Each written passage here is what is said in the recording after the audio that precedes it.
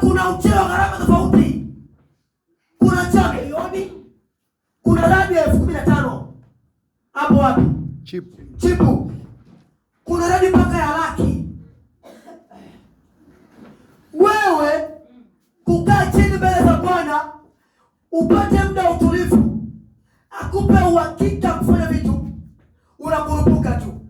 Nasikia wito. Taka tukaombe kulifyegelesha. Watajua Yesu tuliye naye. Nakupenda baba yangu. Haleluya. Na kusikia mwinjilisti anaenda kwa lugha. Ya raba shakanda. Tumeshakamata na wewe. Na ile raba ya shakanda. Na ile raba ya shakanda.